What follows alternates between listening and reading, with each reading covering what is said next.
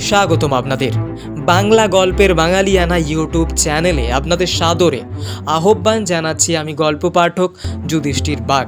শুনবেন রবি ঠাকুরের লেখা একটি হৃদয়ের গোপনে নিবিড়ে বেড়ে ওঠা একটি অপ্রত্যাশিত প্রেমের বিচ্ছেদের বেদনার গল্প, পোস্টমাস্টার।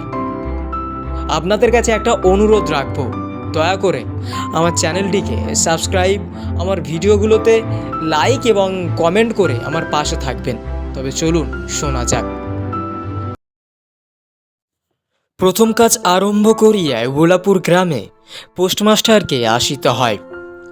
গ্রামটি অতি সামান্য, নিকটে একটি নীলকুঠি আছে, তাই কুটি সাহেব অনেক জোগাড় করিয়া এই নূতন পোস্ট অফিস স্থাপন করাইয়াছে। আমাদের পোস্টমাস্টার কলিকাতার ছেলে। জলের মাছ খেয়ে ডাঙায় তুলিলে যেরকম হয়, এই গণ্ডগ্রামের মধ্যে আসিয়া পোস্টমাস্টারেরও সেই দশা উপস্থিত হইয়াছে। একখানি অন্ধকার আটচালার মধ্যে তাহার আপিস, অদূরে একটা পানা পুকুর এবং তার চারিপাড়ে জঙ্গল। কুঠির গোমস্তা প্রভৃতি যে সকল কর্মচারী আছে, তাহাদের ফুরসত প্রায় নাই এবং তাহারা ভদ্রলোকের সহিত মিশিবার উপযুক্ত নহে। বিশেষত কলিকাতার ছেলে ভালো করিয়া মিশিতে জানে না। অপরিচিত স্থানে গেলে হয় উদ্ধত নয় অপ্রতিভ হইয়া থাকে। এই কারণে স্থানীয় লোকের সহিত তাহার মেলামেশা হইয়া ওঠে না, অথচ হাতে কাজ অধিক নাই।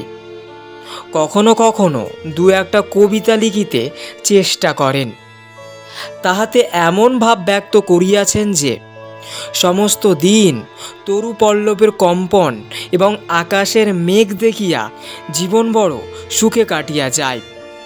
কিন্তু অন্তর্যামী জানেন, যদি আরব্য উপন্যাসের কোনো দৈত্য আসিয়া এক রাত্রের মধ্যে এই শাখা পল্লব সমেত সমস্ত গাছগুলো কাটিয়া পাকা রাস্তা বানাইয়া দেয় এবং সারি সারি অট্টালিকা আকাশের মেঘকে দৃষ্টিপথ হইতে রুদ্ধ করিয়া রাখে, তা হইলে এই আদমরা ভদ্র সন্তানটি পুনশ্চ নবজীবন লাভ করিতে পারে। পোস্টমাস্টারের বেতন অতি সামান্য, নিজে রাঁধিয়া খাইতে হয় এবং গ্রামের একটি পিতৃমাতৃ অনাথা বালিকা তাহার কাজকর্ম করিয়া দেয়। চারিটি খাইতে পায়। মেয়েটির নাম রতন, বয়স 12-13। বিবাহের বিশেষ সম্ভাবনা দেখা যায় না।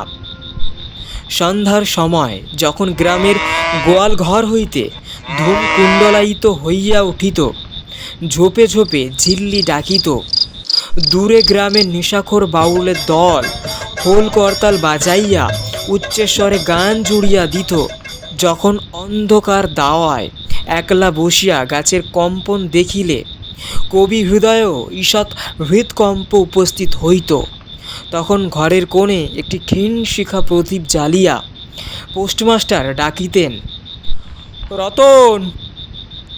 রতন দ্বারে বসিয়া এই ডাকের জন্য অপেক্ষা করিয়া থাকিত, কিন্তু এক ডাকে ঘরে আসিত না। বলিত, কি গো বাবু, কেন ডাকছ? তুই কি করছিস? এখনই চুলো ধরাতে যেতে হবে হেঁসেলের। তোর হেসেলের কাজ পরে হবে, এখন একবার তামাক সেজে দে তো। অনতি বিলম্বে দুটি গাল ফুলাইয়া কলিকায় ফুঁ দিতে দিতে রতনের প্রবেশ। হাত হইতে কলিকাটা লইয়া পোস্টমাস্টার ফস করিয়া জিজ্ঞাসা করেন, আচ্ছা রতন, তোর মাকে মনে পড়ে? সে অনেক কথা, কতক মনে পড়ে, কতক মনে পড়ে না। মায়ের চেয়ে বাপ তাহাকে বেশি ভালোবাসিত। বাপকে অল্প অল্প মনে আছে।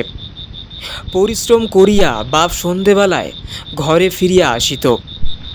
তাহারই মধ্যে দৈবাৎ দু একটি সন্ধ্যা তাহার মনে পরিষ্কার ছবির মতো অঙ্কিত আছে। এই কথা হইতে হইতে ক্রমে রতন পোস্টমাস্টারের পায়ের কাছে মাটির উপর বসিয়া পড়িত। মনে পড়িত তাহার একটি ছোট ভাই ছিল।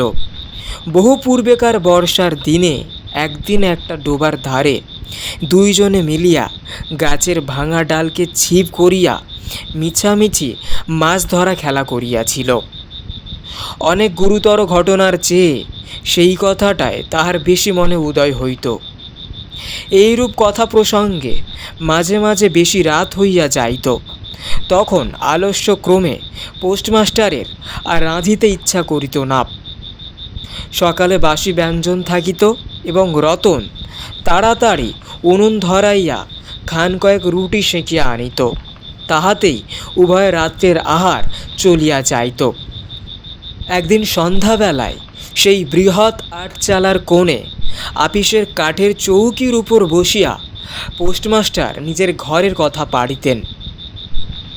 ছোট ভাই, মা এবং দিদির কথা, প্রবাসে একলা ঘরে বসিয়া যাহাদের জন্য হৃদয় ব্যতীত হইয়া উঠিত তাহাদের কথা, যে সকল কথা সর্বদাই মনে উদয় হয়, অথচ নীলকুঠির গোমস্তাদের কাছে যাহা কোনো মতেই উত্থাপন করা যায় না, সেই কথা একটি অশিক্ষিতা ক্ষুদ্র বালিকাকে বলিয়া যাইতে কিছুমাত্র অসঙ্গত মনে হইত না। অবশেষে এমন হইল, বালিকা কথোপকথন কালে তাহার ঘরের লোকদিগকে মা, দিদি, দাদা বলিয়া চিরপরিচিতের ন্যায় উল্লেখ করিত। এমনকি তার ক্ষুদ্র হৃদয়পটে বালিকা তাহাদের কাল্পনিক মূর্তিও চিত্রিত করিয়া লইয়াছিল। একদিন বর্ষাকালে মেঘমুক্ত দ্বিপ্রহরে ঈষৎতপ্ত সুকোমল বাতাস দিতেছিল। রৌদ্রে ভিজা ঘাস এবং গাছপালা হইতে এক প্রকার গন্ধ উত্থিত হইতেছিল। মনে হইতেছিল যেন ক্লান্ত ধরনীর উষ্ণ নিঃশ্বাস গায়ের উপরে আসিয়া লাগিতেছে এবং কোথাকার এক নাছোড়বান্ধা পাখি তার একটানা সুরের নালিশ সমস্ত দুপুরবেলা প্রকৃতির দরবারে অত্যন্ত করুণ স্বরে বারবার আবৃত্তি করিতেছিল। পোস্টমাস্টারের হাতে কাজ ছিল না। সেদিনকার বৃষ্টিধৌত মসৃণ চিক্কণ তরুপল্লবের হিল্লল এবং পরাভূত বর্ষার ভগ্নাবশিষ্ট রৌদ্র শুভ্র স্তূপকার মেঘস্তর বাস্তবিকই দেখিবার বিষয় ছিল। পোস্টমাস্টার তাহা দেখিতেছিলেন এবং ভাবিতেছিলেন, এই সময় কাছে একটি কেহ নিতান্ত আপনার লোক থাকিত, হৃদয়ের সহিত একান্ত সংলগ্ন একটি স্নেহপুত্তলী মানব মূর্তি ক্রমে মনে হইতে লাগিল। সেই পাখি ওই কথাই বারবার বলিতেছে এবং এই জনহীন তরুচ্ছায়া নিমগ্ন মধ্যাহ্নের পল্লব মর্মরের অর্থ কতকটা এইরূপ কেউ বিশ্বাস করে না এবং জানিতেও পায় না। কিন্তু ছোট পল্লীর সামান্য বেতনের সাপ পোস্টমাস্টারের মনে গভীর নিস্তব্ধ মধ্যাহ্নে দীর্ঘ ছুটির দিনে এইরূপ একটা ভাবের উদয় হইয়া থাকে। পোস্টমাস্টার একটা দীর্ঘ নিঃশ্বাস ফেলিয়া ডাকিলেন, রতন। রতন তখন পেয়ারা তলায় পা ছড়াইয়া দিয়া কাঁচা পেয়ারা খাইতেছিল। প্রভুর কণ্ঠস্বর শুনিয়া অবিলম্বে ছুটিয়া আসিল। হাঁপাইতে হাঁপাইতে বলিল, দাদাবাবু ডাকছো?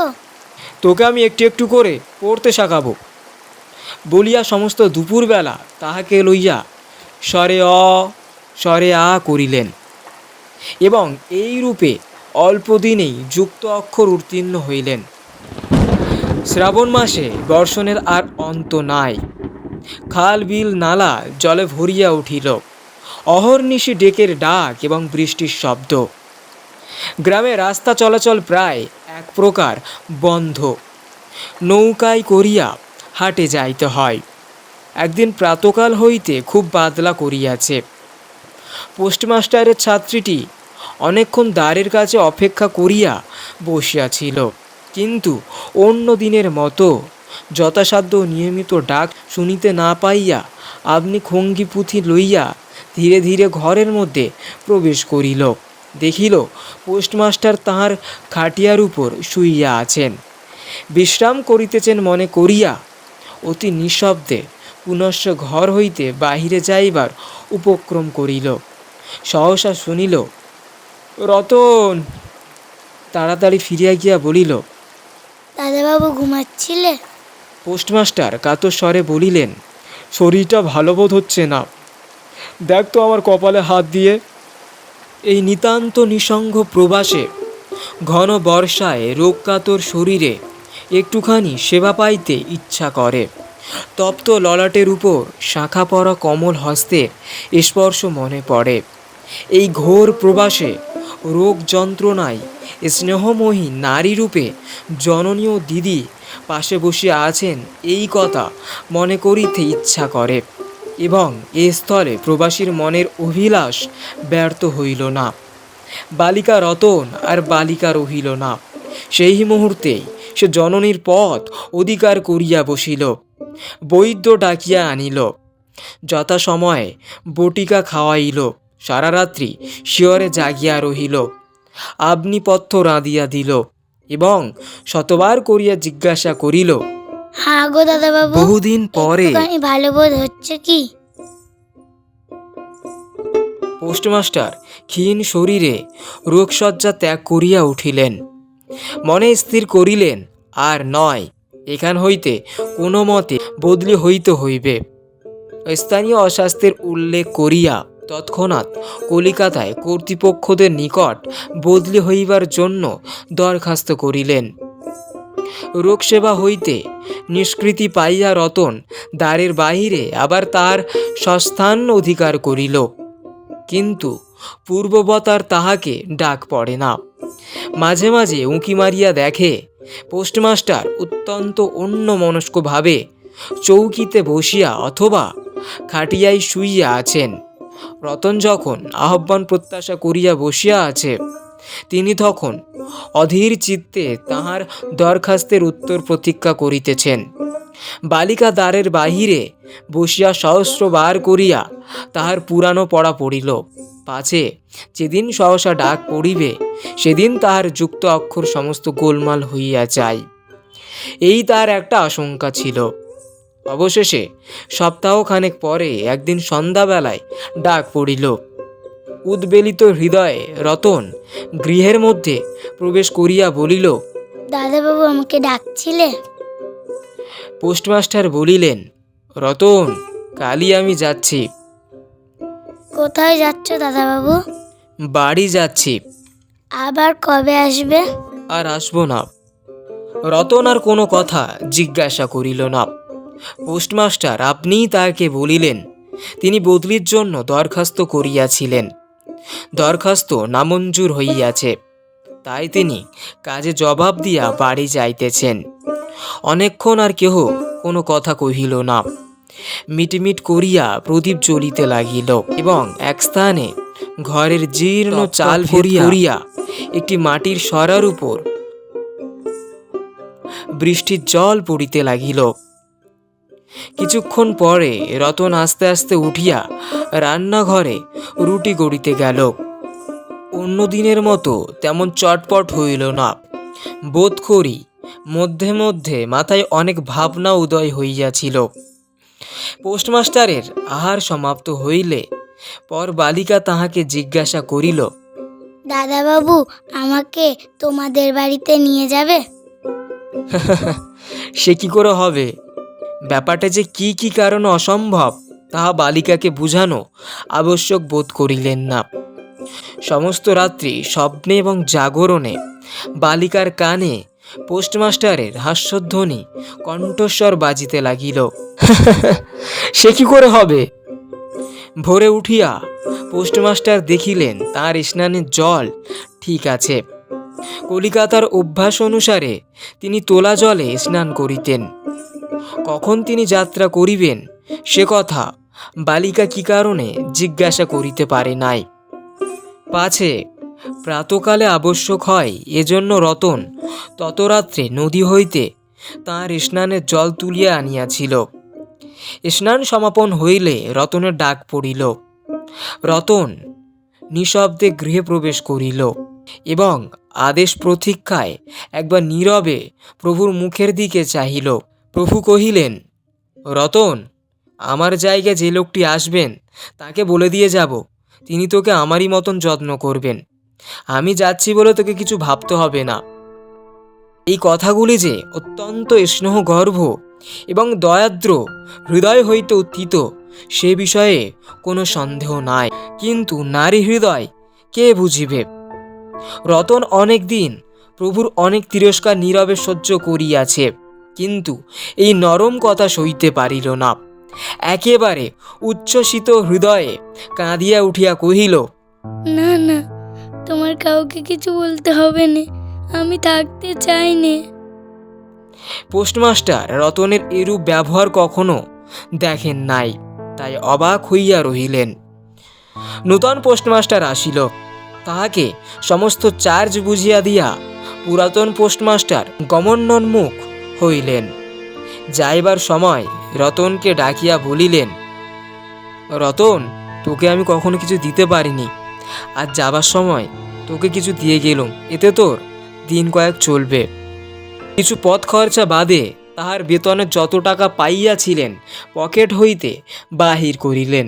তখন রতন ধুলায় পড়িয়া তাহার পা জড়াইয়া ধরিয়া কহিল, দাদা বাবু, তোমার দুটি পায়ে পড়ি, তোমার দুটি পায়ে পড়ি, আমাকে কিছু দিতে হবে না, তোমার দুটি পায়ে পড়ি, আমার জন্য কাউকে কিছু ভাবতে হবে না। বলিয়া এক দৌড়ে সেখান হইতে পলাইয়া গেল। ভূতপূর্ব পোস্টমাস্টার নিঃশ্বাস ফেলিয়া হাতে কার্পেটের ব্যাগ ঝুলাইয়া, কাঁধে ছাতা লইয়া, মুটের মাথায় নীল ও শ্বেত রেখায় চিত্রিত টিনের পেটরা তুলিয়া ধীরে ধীরে নৌকাভিমুখে চলিলেন। যখন নৌকায় উঠিলেন এবং নৌকা ছাড়িয়া দিল, বর্ষা বিস্ফারিত নদী ধরণীর উচ্ছ্বলিত অশ্রু রাশির মতো চারিদিকে ছলছল করিতে লাগিল। তখন হৃদয়ের মধ্যে অত্যন্ত একটা বেদনা অনুভব করিতে লাগিলেন। একটি সামান্য গ্রাম্য বালিকার করুণ মুখচ্ছবি যেন এক বিশ্বব্যাপী বৃহৎ অব্যক্ত মর্ম ব্যথা প্রকাশ করিতে লাগিল। একবার নিতান্ত ইচ্ছা হইল ফিরিয়া যাই, জগতের ক্রোড় বিচ্যুত সেই অনাথিনীকে সঙ্গে করিয়া লইয়া আসি, কিন্তু তখন পালে বাতাস পাইয়াছে, বর্ষার স্রোত খরতর বেগে বহিতেছে, গ্রাম অতিক্রম করিয়া নদীকূলের শ্মশান দেখা দিয়াছে, এবং নদী প্রবাহে ভাসমান পথিকের উদাস হৃদয়ে এই তত্ত্বের উদয় হইল, জীবনে এমন কত বিচ্ছেদ, কত মৃত্যু আছে, ফিরিয়া ফল কি? পৃথিবীতে কে কাহার? কিন্তু রতনের মনে কোনো তত্ত্বের উদয় হইল না। সে সেই পোস্ট অফিস গৃহের চারিদিকে কেবল অশ্রু জলে ভাসিয়া ভাসিয়া ঘুরিয়া ঘুরিয়া বেড়াইতেছিল। বোধ করি তাহার মনে ক্ষীণ আশা জাগিতেছিল, দাদাবাবু যদি ফিরিয়া আসে। সেই বন্ধনে পড়িয়া কিছুতেই দূরে যাইতে পারিতেছিল না। হায় বুদ্ধিহীন মানব হৃদয়, ভ্রান্তি কিছুতেই ঘোচে না। যুক্তিশাস্ত্রের বিধান বহু বিলম্বে মাথায় প্রবেশ করে প্রবল প্রমাণকেও অবিশ্বাস করিয়া মিথ্যা আশাকে দুই বাহু পাশে বাঁধিয়া বুকের ভিতরে প্রাণপণে জড়াইয়া ধরা যায়।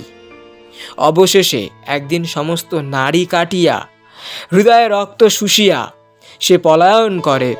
তখন চেতনা হয় এবং দ্বিতীয় ভ্রান্তি পাশে পড়িবার জন্য চিত্ত ব্যাকুল হইয়া উঠে।